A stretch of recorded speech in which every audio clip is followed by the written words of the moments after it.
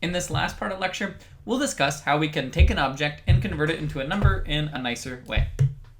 So our goal is that we would like a hash table that looks like this table on the right, that all the items are relatively spread out. Now it doesn't have to be perfect, but it should definitely look more like this than like this. So let's take, for example, one hash function, right? So imagine we have a hashCode method that returns 0, and that's all it does. Is that a good hashCode or a bad hashCode? Or does it even work? So the first question you might ask yourself is, will my hash table behave as expected? That is, if I do insert and contains, will it give me the right answer if I always return 0? Okay, yep, it will. But the problem is it'll throw everything in one bucket, in this top bucket. This would be an example of a bad hashCode function where everything gets thrown in one bucket. Another example of a bad hashCode would be our convertToInt function that we used for strings earlier. In that case, what it does is it takes the top bits and it ignores them, so that potato and give me a potato end up having the same hashCode because we only looked at these bottom bits. So it turns out that writing a good hashCode method can be fairly tricky, but I'll give you some rough rules of thumb about what you can do to make things better than our kind of lame one right here, where potato and give me a potato have the same hashCode. So it turns out that the convertToInt function we had earlier in this lecture looks like this, right? We take each letter and we subtract off a. What's this? Well, it's the number that corresponds to a, and we add 1. What that does basically is that the letter a gets turned into 1, the letter b gets turned into 2, the letter z gets turned into 26. Okay? But the exact details don't matter much there. Then what we do is we shift everything over, right? So that the leftmost character in our string, S0, ends up getting shifted all the way to the top. And that's basically the same thing as multiplying by 32 times n minus 1. Now that's not something that's obvious to you, right? And if we had already done a bunch of bit operations, this would be like nothing. But as it stands now, you're actually just going to have to trust me a little. And if you like, there's a problem in the study guide that you can work on to make this make more sense. Okay. So the next digit in the string, well, we take it, we subtract a, add 1, and multiply it by a slightly smaller power of 32. And then finally at the bottom we have Sn minus 1 minus a plus 1. So the bottom digit, like the t in cat, well, it's not multiplied by anything. There was no shifting. It's just as it is. Okay? So there's some problems here. One is this approach was intended for lowercase strings only. Okay? Like we said that z should map to 26, a should map to 1, j should map to 10, and so forth. But what about uppercase letters? Or what about things that aren't letters at all? And the other is that top bits are totally ignored. So if we have give me a potato, as we said before, give me a potato, well, all of those high-level bits are going to get multiplied by a really big power of 32, and we'll end up getting totally eliminated from our number entirely, right? From our integer, okay? But another way of putting that is, if you take the g in potato and try and put it way past all the digits, well, you're going to fall off the number and the g's not even going to be in there, okay? So let's fix those problems. So this first problem we could fix by getting rid of this special minus a plus 1. Okay? We're just going to let each character of the string be whatever it was in the first place. So we'll get rid of the minus a plus 1, and that will make it a little cleaner. Okay? However, this still leaves, that didn't really change things that much. But now we're going to make a bigger change, right? So we went from this function to this function. In this case, we're still having the issue that the high order bits, the things way over to the left, are going to not appear in our number because we only have 32 bits of space. And so what we'll do is change this a little bit by, instead of multiplying by a power of 32, we're going to multiply by a power of 31. Okay, that might seem strange. Why would that possibly matter? Well, we'll see on the next slide. So basically before, though, in our convertToInt function as we had it before, we tried to have the kth character contribute to specific bits of the hash code. That is, the t in cat was the bottom 5 bits. The a was the next 5 bits. The c was the next 5 bits. But it turns out that's actually totally the opposite of what we want to do. And by switching from 32, right, to 31, that's going to make things better. And by the way, multiplying by 32, I know this isn't a thing that's obvious to you unless you've done bit operations before. Multiplying by 32 is the equivalent of moving things over. So if I multiply by 32 squared, it's basically taking something and moving it to the 10th, to those 10 bits over here, or the 5 bits over here, 10 from the left. Okay. All right. So this is an example of a hashCode function for strings where we're multiplying by powers of 31. So before what we did, this is the old convert-to-int function. C gets these 5 bits, A gets these 5 bits, and T gets these 5 bits. What we're going to do instead is we're going to take the letter C, which it turns out in Java, right? If you just tried to look at the bits of the number C, you'd get 8 zeros, a 0, a 1, a 1, a 0, a 0, a 0, a 1, a 1. And why these numbers? Well, turns out that sometime back in the past, a group of people got together and they decided the letter C will be this specific sequence, okay? And that's known as ASCII. So we take the actual bits that correspond to the letter C and we multiply them by 31 squared, okay? What do we get? Well, if you take these and multiply by 31 squared, the result is 95,139. So in other words, instead of the letter C being these 5 bits here, it's going to be these 5, 10, 15, 17 bits here, right? So this is where the number C lives. Okay, great. All right, so we'll see why that matters soon. How about the letter A?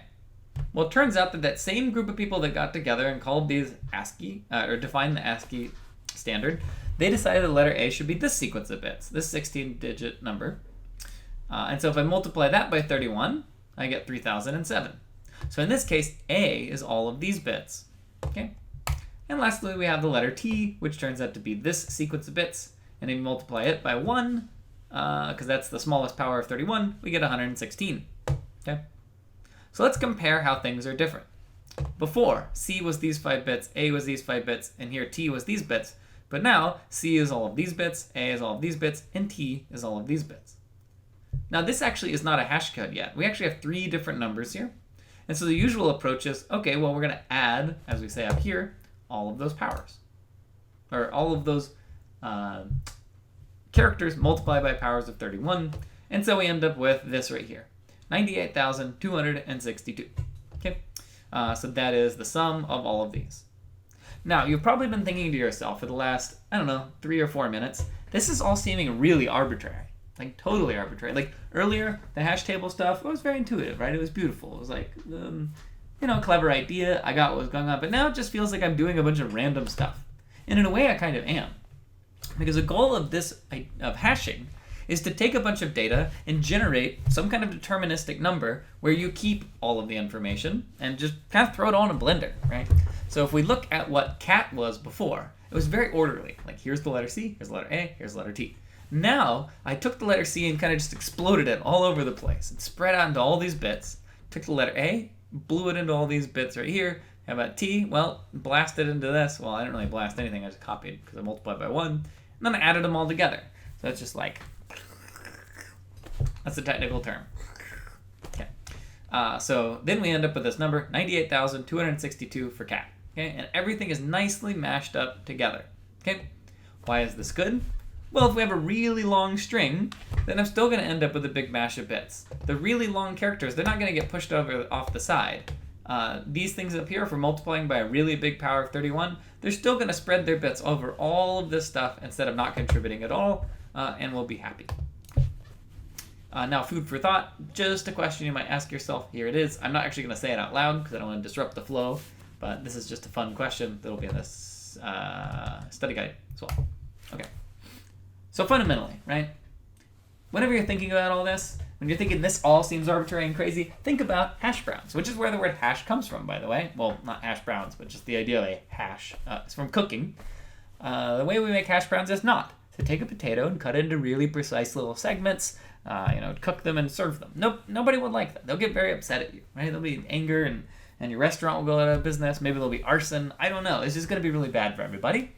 Instead, a hash brown looks like this. Take a potato, you mash it all up, you cook it, and you end up with this blob, right? And these two molecules next to each other, they might not have been friends before, but now they certainly are because of how we made our hash brown. Okay? Just so, taking our string and multiplying each of its digits by a power of 31 is all about just... Wow. All right. That felt a little nerdy. All right. Okay, then so we could actually extend this idea a little further, and we could, for example, hash an entire collection.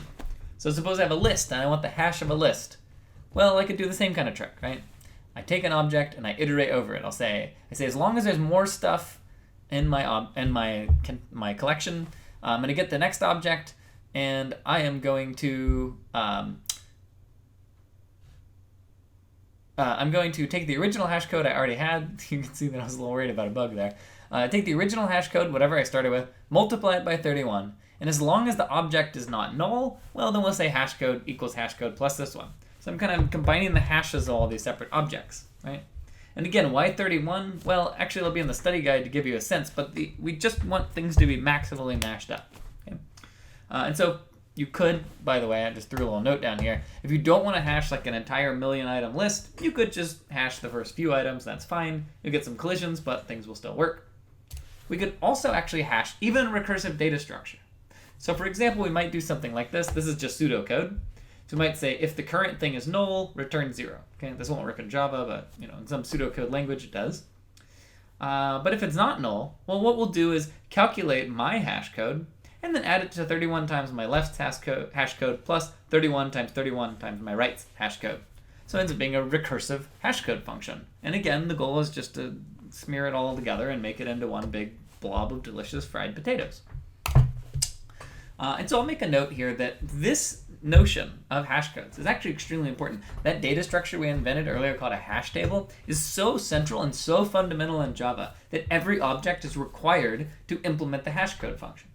Even say the planet class that you implemented way earlier in the class. You might think to yourself, I did provide a hash code function, but here you're saying I'm supposed to? Well, in your case, you inherited a function and you got the default version, which just returns this, which is the address of the object.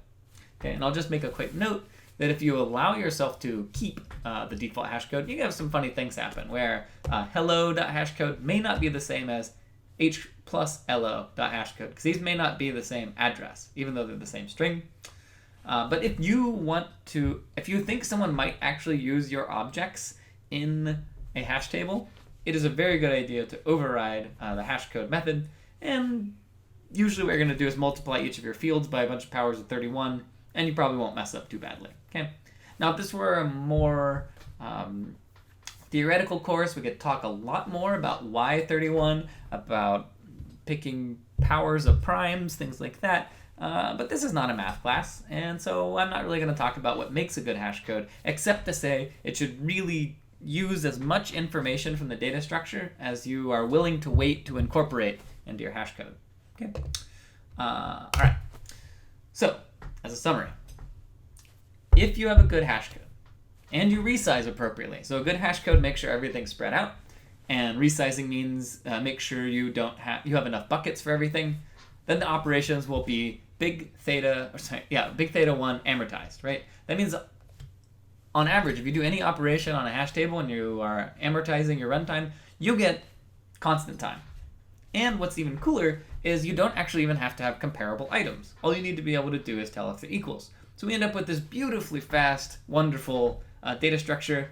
And it's kind of funny because it comes out of all of these little hacks, right? There's so many little things here that certainly, if you were a student and you were trying to envision a data structure, unlike a binary search tree, which feels beautiful and almost kind of obvious, a hash table feels like an assembly of a bunch of hacks. And yet, it is an extremely powerful data structure. And for example, the Python dictionary and in a lot of maps and sets out there, a hash table is what they use.